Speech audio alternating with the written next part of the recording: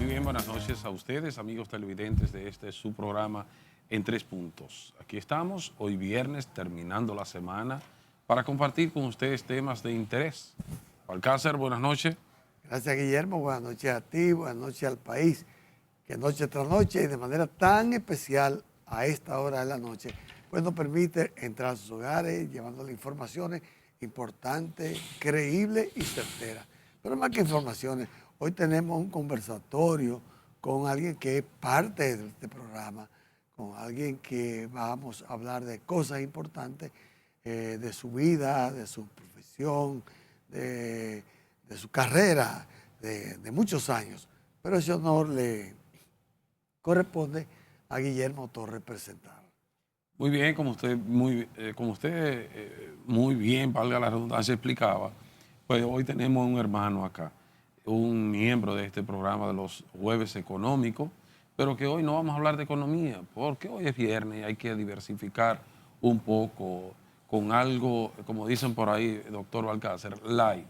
Y contamos con la grata presencia de nuestro hermano, amigo, el doctor Luis Manuel Piantini Múnich. Bienvenido, hermano querido. Muchísimas gracias. Una atmósfera más placentera que la de los jueves, oye. Que Dios me lo bendiga a ustedes. Estar aquí este viernes, pues es refrescante. Y estar con mi pueblo querido y bendecido por Dios también. Así es, gracias Luis Manuel. Y con el doctor Luis Manuel Piantini, un reconocido economista, vamos a conversar, como bien decía el doctor Balcácer, sobre su vida, sobre su aporte al país en el ejercicio de la cosa pública. Y Luis Manuel Piantini, pues es un economista, como decíamos, de profesión, ex vicegobernador del Banco Central y ha ocupado muchísimos cargos, tanto a nivel del país como en organismos internacionales. Pero me gustaría empezar, Luis Manuel, con sus orígenes. Cuéntenos dónde nació, cómo fueron sus orígenes, su descendencia familiar. Ese apellido es muy reconocido acá en el país y específicamente aquí en la ciudad capital. No es un apellido muy largo, tú entiendes, de muchas personas. Es un apellido que surgió aquí en República Dominicana cuando vino el primer Piantini, que era José, con el ejército de Leclerc.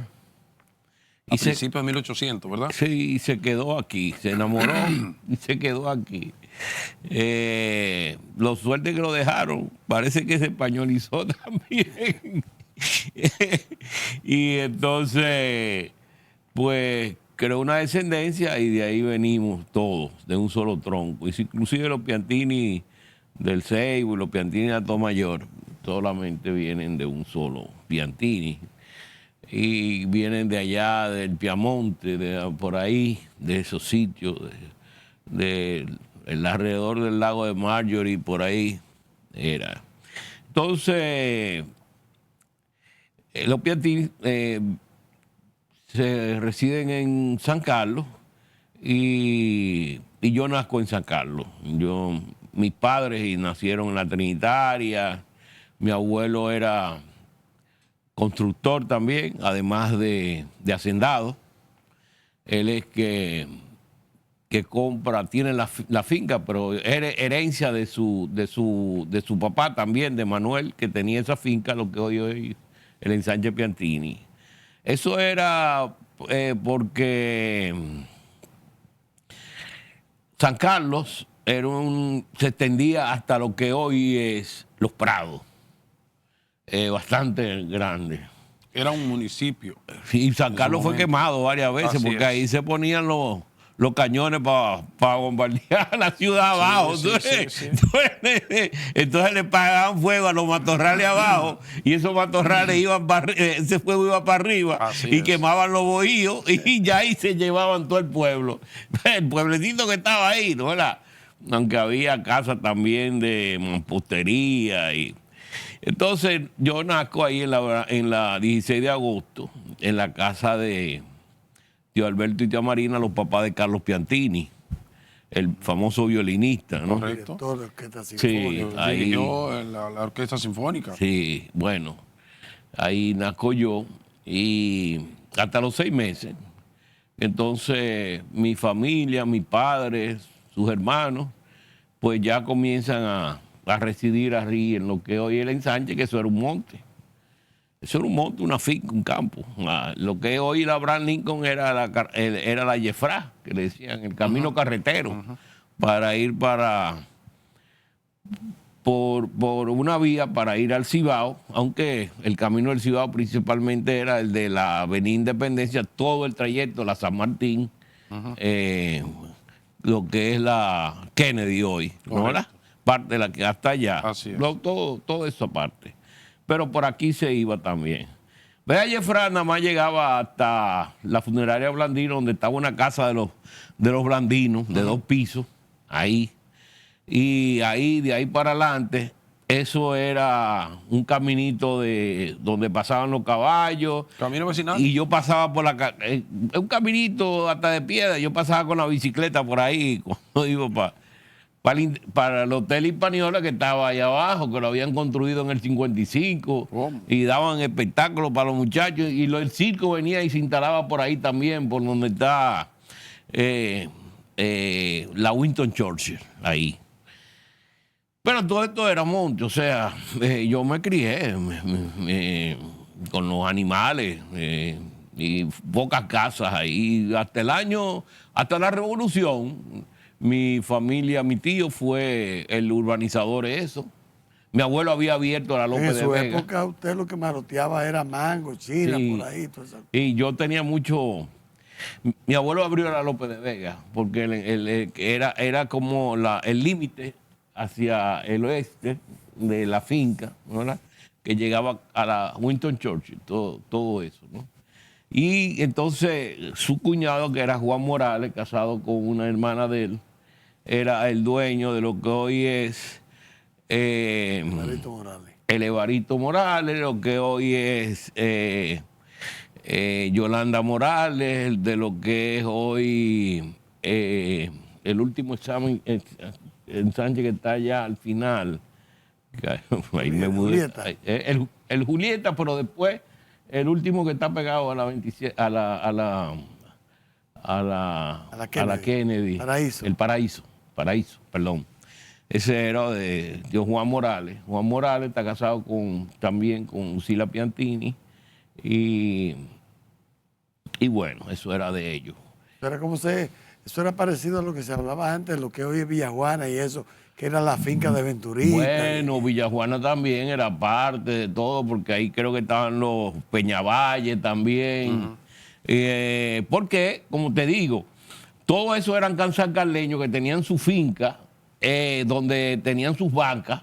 Entonces ahí ordeñaban y iban en quitrines a llevar la leche hasta la ciudad, los San Carlos, y bajaban seguramente a la ciudad colonial, porque eran las fincas que estaban alrededor de la ciudad, ¿no? La que le proporcionaba la leche. Yo me acuerdo de los quitrines. O sea, mi tío tenía un quitrín y en el quitrín yo me acuerdo que se transportaba leche.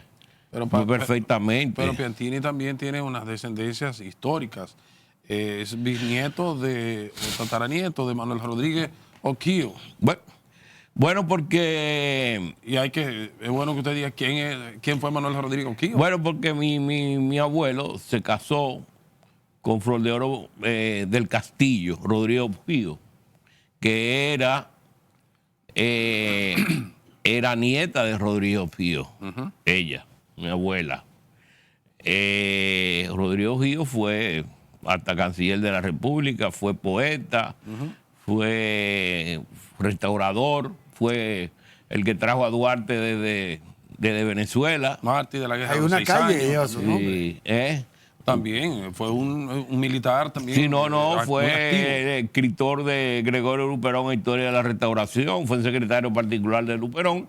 Y él que le escribió la nota biográfica. Bueno, y guerreando contra Luperón fue que lo agarraron preso, y lo fusilaron ahí en el Parque Independencia. Así es. ¿Entiendes? Entonces, pero con el y después el otro abuelo, el otro bisabuelo de mi abuela, tatarabuelo mío, es Benigno del Castillo, que lo fusilaron con Sánchez en el cercado. Así es. Piantini, con la nueza suya, vámonos a nuestra primera pausa comercial y de inmediato vamos a regresar para continuar con esta interesante entrevista sobre la vida, tanto personal, profesional, y sus aportes a la administración pública, al país, de una persona que tiene una trayectoria intachable en el servicio público. Y que 3 Puntos se enorgullece de tenerlo dentro de su... No hay duda, gracias. no hay duda. Adelante. Muy bien, continuamos en este su programa de 3 Puntos con nuestro invitado especial en el día de hoy, el doctor Luis Manuel Piantini, con quien estamos hablando sobre su vida profesional, personal, sus aportes a la administración pública en el ejercicio de su profesión. Balcácer, adelante. Sí, Luis Manuel, una pregunta que es importante hacerle a un hombre de la trayectoria tuya. ¿Qué te motivó a estudiar economía y tus primeros pasos laborales? Porque a veces uno estudia, se prepara y son difíciles las cosas. Hay otros que les son más fáciles. ¿Qué te motivó y cuáles fueron tus primeros pasos laborales? Mira, yo quería ser ingeniero porque yo veía a mi tío, fue el que se fajó en la urbanización con sus tractores, su gente. Además, era el que la construía vivienda por ahí. Y mi abuelo había sido constructor también, o sea que era una familia que llevaba la construcción en la vena. Y yo le decía a mi abuela que yo quería ser ingeniero marino. De naval. Constructor de barco. Sí, de barco. Oye, eso, ingeniero naval. Mi abuela siempre decía que le iba a construir a ella. Y empecé estudiando ingeniería en la UNPU. Yo estudié el 4º año de matemática en el Colegio de La Salle. Ahí tuve los 12 años, me lo pasé en La Salle. Y me gradué y asistí a la UNPU en la universidad en el 67. Yo iba a ir a la UAS, pero mi familia se opuso. Eso fue un pleito. Y bueno, me fui a la UNPU. Y ahí comencé ingeniería hasta el 2º año. Entonces ahí había un profesor español muy bueno, excelente profesor. Ahora mismo no, Esteve Machuca, creo que era, que se llamaba, Esteve Machuca, que nos dio economía. Era la primera vez, porque la economía no se daba. Y entonces digo, no, pero esto es lo mío, porque yo venía de participar en muchas asociaciones sociales. O sea, yo no fui un muchacho que me la pasé bailando los fines de semana, no, yo me iba con grupos. Por ejemplo, el Instituto de Promoción Social, que lo dirigían los hermanos de La Salle, nosotros hacíamos los fines de semana excursiones para ayudar en fundación, allá en Aitembaní, o en las casas que habían los Trujillo abandonados, que se lo habían quitado, que vivían muchas familias, en ayudarlos a mejorar el ambiente. Y además hacíamos las primeras reuniones que se hicieron, por ejemplo, de discusión entre los grupos marxistas y cristianos, se hizo ahí. Yo recuerdo con Amín Abel y esa gente, se hacían dinámicas de grupo, se hacía, y después yo estuve en la Juventud Estudiantil Católica también, y estuve en los Cristianos Comprometidos. Participé mucho en actividades de ese tipo, ¿no? Entonces eso ya estaba en mi vena. La economía es parte del comportamiento social. O sea, la economía lo que estudia es el comportamiento del hombre, como estudia la sociología, como estudia la psicología, lo que pasa desde el punto de vista económico, monetario. Y entonces me fui a hacer economía. Mi papá decía, pero ¿y qué es lo que tú vas a vivir con eso? ¿Y qué es lo que yo qué? Tal vez como ingeniero hubiera sido de mucho más dinero, porque ahí comenzaba la ingeniería con las construcciones de Balaguer a coger mucho auge. Todos estos muchachos que están construyendo todos estos monstruos que hay, comenzaron en aquella época. Por eso es que este país ha sido tan importante en la parte de arquitectura e ingeniería. ¿Por qué? Porque tuvo 12 años de construcción con Balaguer. Y Balaguer lo que tenían eran ingenieros dominicanos. No se lo trajeron de afuera. Entonces fue ese grupo que comenzó a desarrollarse. Mira los parques. En los parques fueron arquitectos dominicanos, graduados afuera, sí, pero arquitectos dominicanos. Ese Parque Mirador, ese monstruo, esos fueron arquitectos dominicanos que lo hicieron. Que cuando se comenzó a hacer, eso ni se supo lo que era, porque Balaguer no quería que se supiera, porque lo iban a prohibir. Le iban a hacer una huelga para que no lo hicieran. Ve a ver ahora lo que significa ese pulmón. Y mira el botánico, el pulmón. También. Y mira el parque. El Mirador Norte también. El Mirador Norte. Y el Parque del Este. Y el Olímpico. Y Bellas Artes y toda esa parte de la cultura. No son parques dentro de la ciudad. Que en el Olímpico cabe resaltar que ahí estaba... era el aeropuerto Andrew. Ahora, el aeropuerto Andrew llegaba hasta aquí, hasta la Abraham Lincoln, como por donde está el supermercado nacional. Desde el aeropuerto Navarro. Del aeropuerto Navarro, sí. En el aeropuerto Navarro con San Martín, ahí estaba la casa, ¿cómo se llama? La terminal aérea, ¿no? La terminal aérea, pero las pistas llegaban prácticamente hasta ahí, hasta que se cayó un avión en el patio de la casa de Marina Trujillo. Y ahí Trujillo decidió hacer el aeropuerto de Punta Caucedo. Y decidió eliminar este. Pero eso fue la motivación. O sea, yo tenía ya mucha raíz, mucha sensibilidad social, vamos a decir.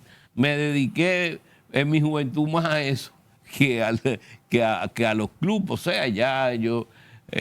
mis amigos pues estaban en el Club Naco, en el Club Country Club, en el Golfito aquí abajo también, pero yo disfrutaba más yendo Entonces, después de graduado ya, que esa pregunta se quedó, ¿verdad? Tu primer trabajo, ya laboralmente hablando, ¿cómo dieron inicio?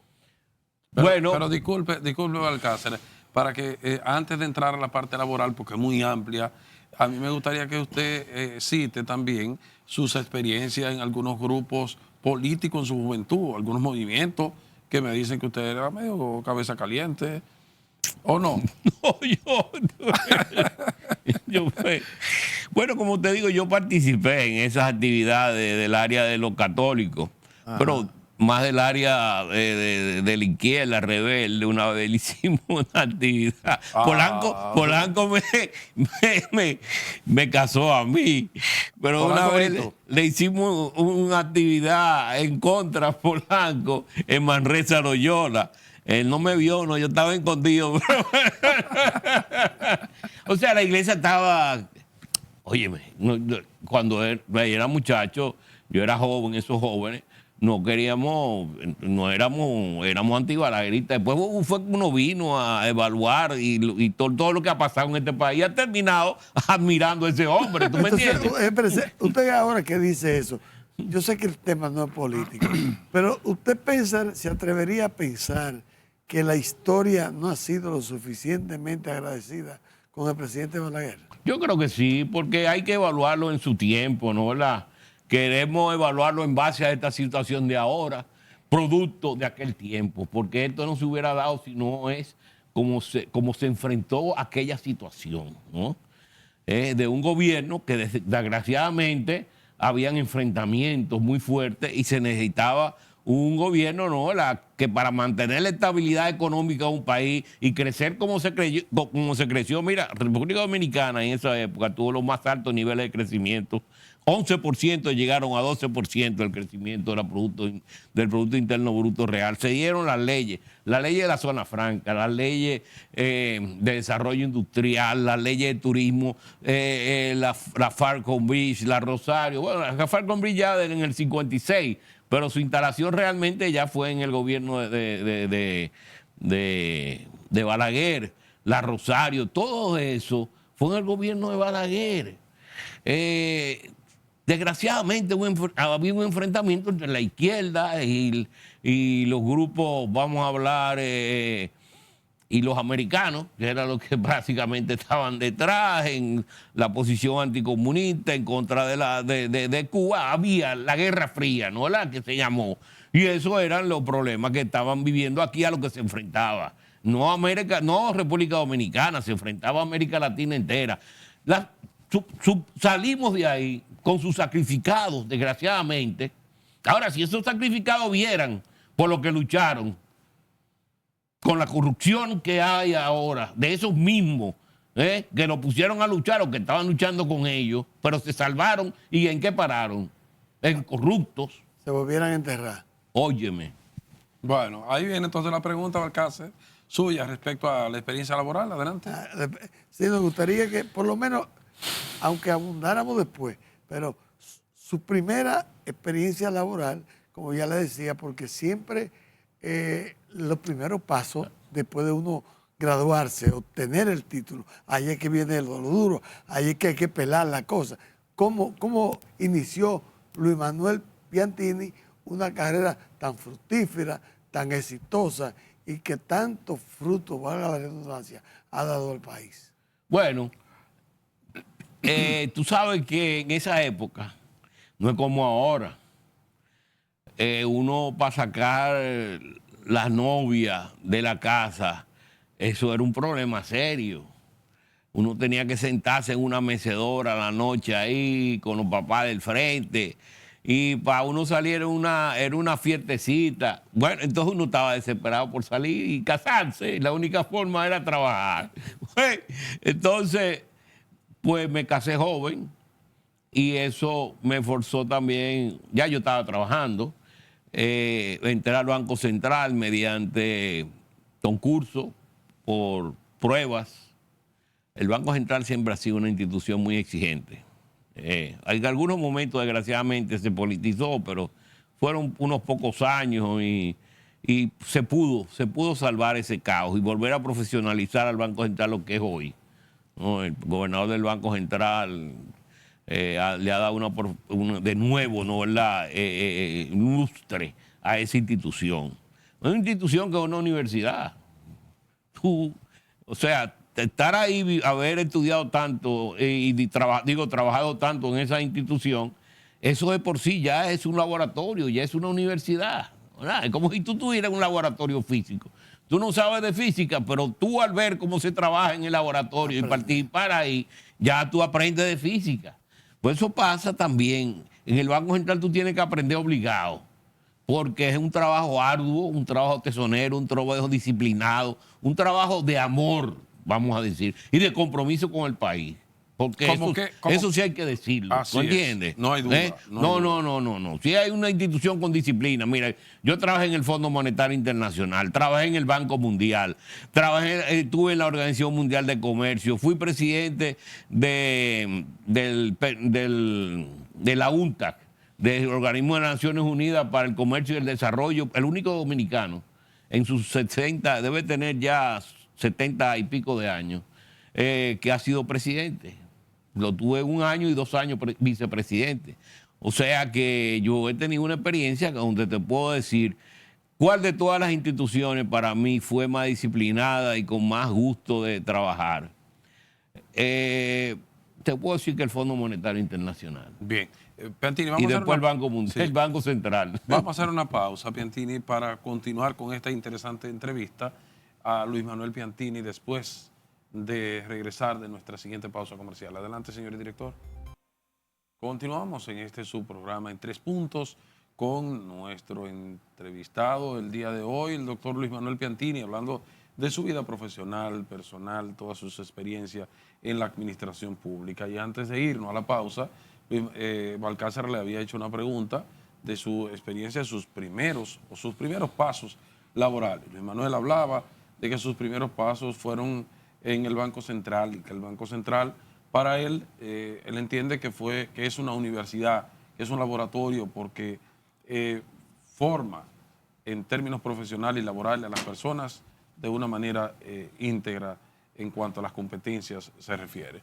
Y ahí usted continuaba de manera cronológica y le damos la oportunidad para que usted pueda seguir. Sí, así mismo fue. Fue en la época de Diógenes Fernández, fue en el año 70. Diógenes estuvo desde el 63 hasta el 76, tuvo 13 años de gobernador. Entonces, el Banco Central era una especie de pequeño sector público, vamos a decir, porque ahí tú tenías la parte del fondo que le daba recursos al sector industrial y agrícola, el que estaba construyendo la infraestructura turística en Puerto Plata y le daba recursos al sector turístico. O sea, que era una institución que tenía relaciones con todos los sectores del país prácticamente, ¿no? Pero ya esa parte, eso ya la están cumpliendo otras entidades, porque en esa época no habían ahorros. Entonces uno conseguía los fondos internacionales. Los fondos internacionales no querían prestarle a ninguna institución pública aquí. Al que le prestaban era el Banco Central, que era el que tenía la reserva y tenía el oro, el que podía garantizar su pago, ¿tú entiendes? Por eso era que se decía peso oro. Eso, entonces, bueno, ahí entonces se crearon esos fondos que era muy ordinario eso. En Centroamérica casi todos los bancos centrales también estaban en eso, en esa época. Y entonces se creó también un centro de investigación. Un centro de investigación industrial para darle apoyo a la industria en la parte tecnológica. O sea que el Banco Central ya se había adelantado, ¿no? Al desarrollo del país en términos tecnológicos, ¿tú entiendes? Y bueno, pues fue un aprendizaje muy, muy bonito.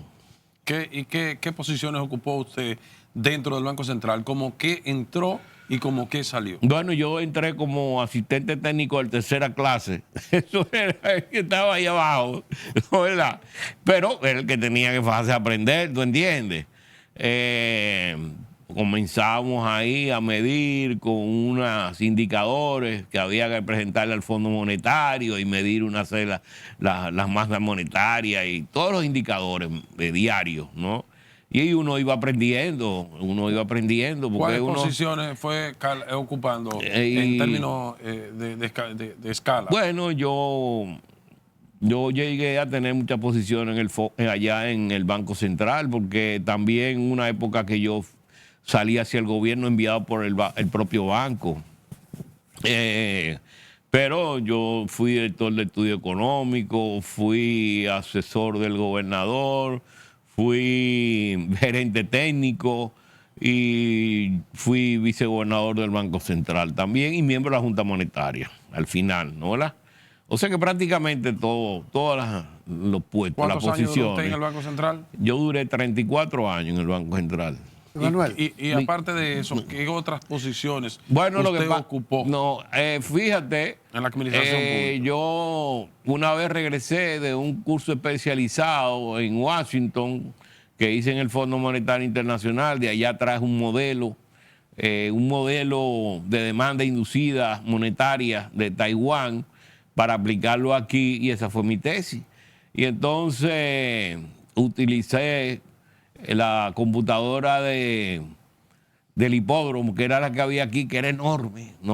Otra no tenía capacidad para eso en esa época. Entonces de ahí me fui a la presidencia porque necesitaba un economista, y el que era director de estudio económico de ese momento, cuando yo regresé le dije que yo venía con un curso especializado que había que me promoviera cuando se presentaba la oportunidad. Me dijo, no, que él era amigo mío, que la gente sabía que él era amigo mío y que ahí no me va a promover porque después pensaban que era por aquí mismo. Digo, pues mira, sácame de aquí porque mándame a cualquier otro departamento, pues yo quiero promoción.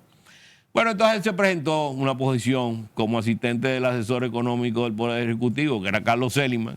Y eso me dio la oportunidad ya de comenzar a vivir el sector real de la economía, no solamente la parte monetaria. Y ahí me trabajé con los proyectos mineros, ¿no? Que habían, negociaciones que habían, y trabajé con muchos temas ahí. Inclusive hubo un enfrentamiento ahí que me mandaron, que el Molino Dominicano, para que él quería bajar el precio de la harina porque venían las elecciones, pero y le habían dado una donación de una harina de Argentina, pero la gente de Molino no le quería dar entrada a almacenes. Entonces me mandaron a mí a averiguar, dime tú, Chinino era el director de eso.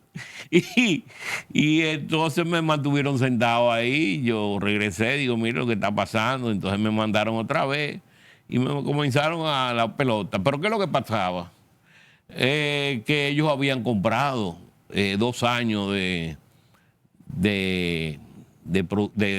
uso, de inventario, de trigo, porque era el precio más alto y se ganaba en la comisión más alto. Tenía abarrotado y entonces no había donde almacenar más trigo, entonces no podían recibir la donación de Argentina. Y Balaguer lo que hizo después fue que hizo un decreto y le bajó el precio. Bueno, Por decreto. como por decreto.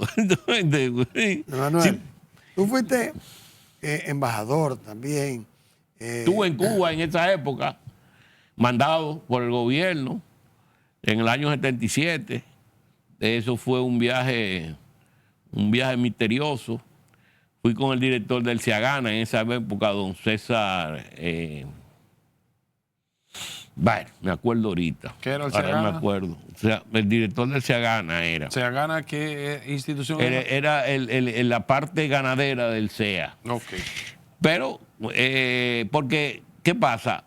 Los Estados Unidos habían amenazado con reducir la cuota azucarera porque se había descubierto lo del maíz, lo edulcorante del maíz, ¿no? Entonces ya se estaba usando los edulcorantes, sustituyendo el azúcar de caña por edulcorante para el consumo de la industria de refresco. Y los americanos iban a reducir la cuota y un discurso de Balaguer, yo no sé si ustedes se acuerdan, donde le entregó el gobierno yo creo que era Nixon, el presidente. Ronald Reagan creo que era. A Ronald Reagan fue. Y le digo, no, pero si ustedes quieren, quítenme de aquí, pero no quiten la cuota. Mucho por eso, pues. Bueno, entonces, ¿qué pasa? En Cuba, Cuba tenía un instituto de los derivados de la caña de azúcar de investigación y tenía mucho más de 100 derivados. Entonces lo que queríamos era comenzar a trabajar la caña con derivados. No era no solamente a la parte de azúcar, sino sacarle más su producto. Entonces, ¿cómo era que se llamaba el señor? Bueno, la cosa fue que me fui con el director del Ciagana y otro ingeniero más a La Habana. Y allá firmamos un acuerdo de cooperación a través de la ONUDI. Y aquí vinieron una delegación de cubanos, 2 veces vinieron. Y 2 veces vinieron y tuvieron hasta el Central Romana. Lo que pasa es que en Central Romana no lo dejaron entrar, nunca. Manuel, Yo le pregunté a Cano Morales un día que por qué ellos no dejaron entrar a los cubanos. Me dijo, bueno, porque ellos lo que querían era buscar la fórmula del fulfural, que era el único subproducto que no habían descubierto. tú acabas de mencionar algo que yo te iba a preguntar. Tú fuiste embajador muchos años.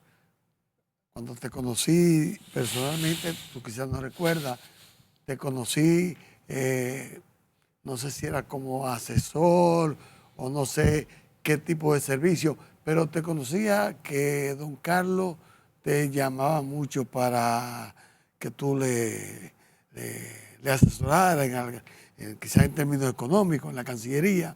¿Qué tiempo duraste en la Cancillería como embajador y como embajador adscrito? Pero esa pregunta se la va a responder después que nosotros nos vayamos a nuestra siguiente pausa comercial para que pueda tener una mayor amplitud.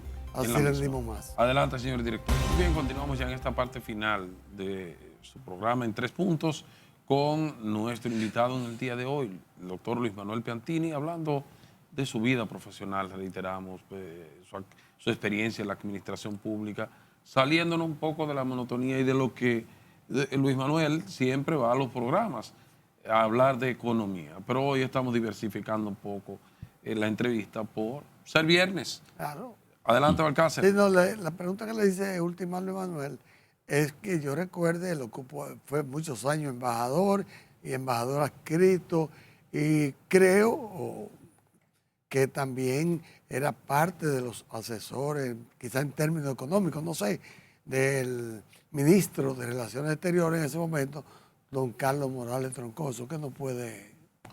Bueno, fíjate, cuando yo salgo del Banco Central, como miembro de la Junta Monetaria, en el 2004, Carlos Morales me llama para que lo acompañe a la Cancillería. Yo ya los conocíamos, porque estando yo en el Fondo Monetario Internacional, donde llegué a la posición de director ejecutivo alterno, que es la posición más alta que hay para un dominicano ahí en la parte del Consejo Directorio. Yo tuve 7 años en el Consejo Directorio, asesor, director ejecutivo alterno, y en el Banco Mundial tuve también como asesor. Pero estando allá en Washington, conocí a don Carlos. No lo conocía a mi padre, sí, eran... Y en esa ocasión le di asistencia como embajador, que lo habían nombrado en Washington, cuando lo querían alejar de aquí para las elecciones del año de 90. Siendo vicepresidente. Del año 90, lo nombraron allá. Pues ya ahí comenzó unas relaciones con él, ¿verdad? Y cuando a él lo nombran como canciller, quiso llevarme, inclusive me ofreció la posición de que lo acompañara como vicecanciller o secretario allá, y entonces yo me dije que no, porque yo venía con el lío del problema de la crisis bancaria. Estaba muy recargado, no quería tener más posiciones públicas y ni horario ni nada de eso. Y dije, no, pues yo le doy asistencia, pero como asesor, porque así estaba 2 o 3 días. Y entonces usted me nombra un puesto ahí honorífico, pago $1 y ya no tengo nada. Pensando que me iba a librar de tener una responsabilidad, pero poco a poco, con el todo y el peso, tuve 4 años ganando $1. Y después estuve dirigiendo Centroamérica, la integración del país al sistema de integración centroamericano. Tuve 4 años como embajador ahí, como embajador en la Secretaría del Sistema de Integración Centroamericana, y fue que comenzó el proceso de integración. Y después estuve también trabajando con la parte que era la parte comercial, ya cuando la Organización Mundial de Comercio, ya nosotros habíamos ingresado como miembro y nos estaban exigiendo cada vez más. Entonces, pues, cuando se crea la embajada en Ginebra de la Organización Mundial de Comercio, a mí me nombran como embajador allá, y ahí duré hasta el año 2017. Desde el año 2008, duré 9 años ya.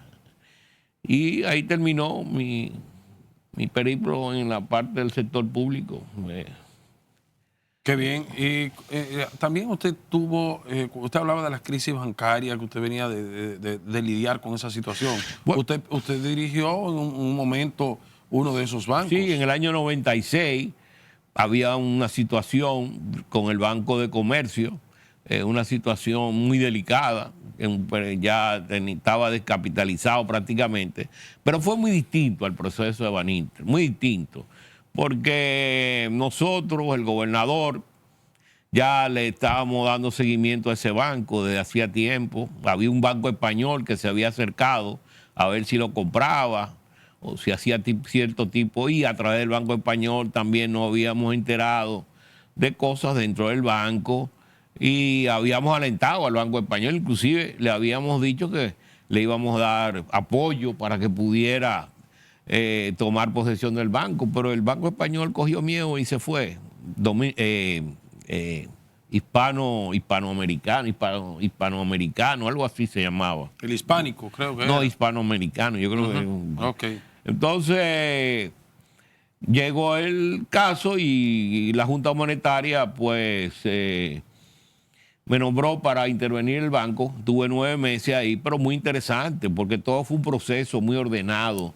Se hicieron todas las asambleas habidas y por haber de traspaso de acciones.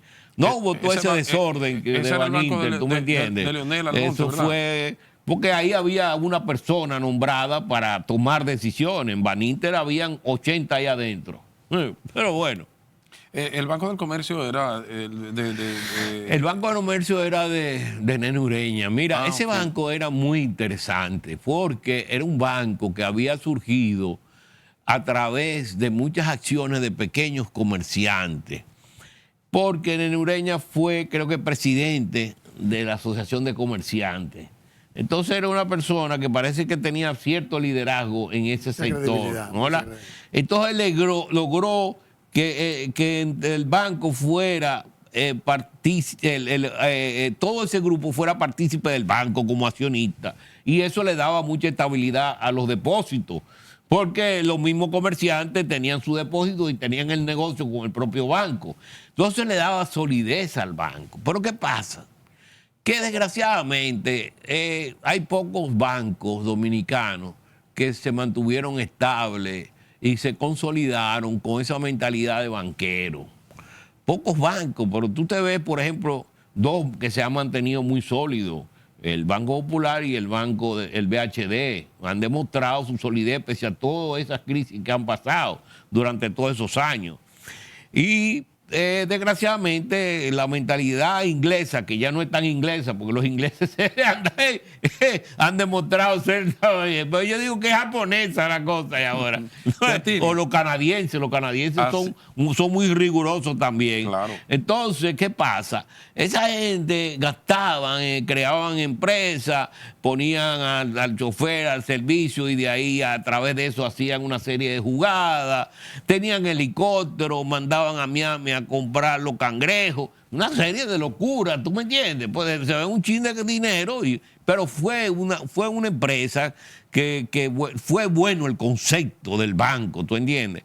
Y por eso se pudo hacer un traspaso ordenado, ¿no?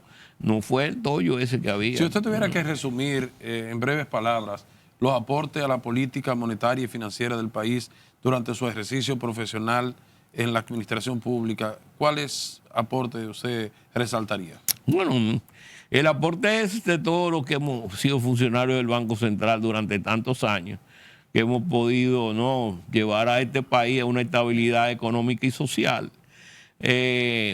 producto de esa estabilidad macroeconómica, porque cuando hay un desorden fiscal, cuando hay un desorden monetario y hay un desorden cambiario, pues esa es una economía que simplemente termina en la quiebra y alienta todos esos conflictos sociales que se producen. Así que yo creo que de todos los que hemos participado en el Banco Central como integrantes de él, como técnicos, somos gente que hemos construido para el país. Así es. Piantini, nos faltó, el tiempo es el que manda, pero realmente nos faltaron algunos temas, porque la vida profesional y personal de Luis Manuel Piantini es bastante,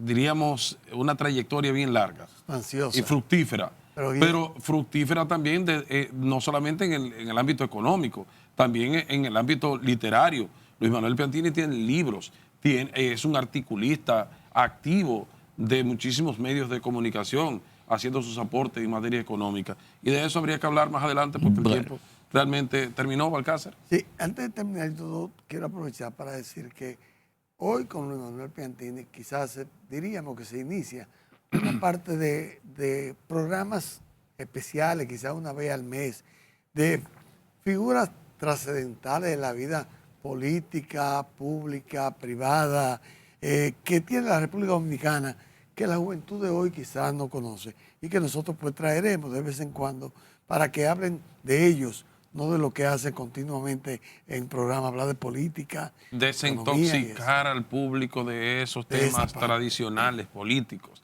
Luis Manuel, agradecido infinitamente. Encantado, un placer. Y a ustedes de igual forma agradecerles que nos permitieran compartir con ustedes estas experiencias. Feliz resto de la noche y feliz fin de semana. Hasta el lunes, si Dios lo permite.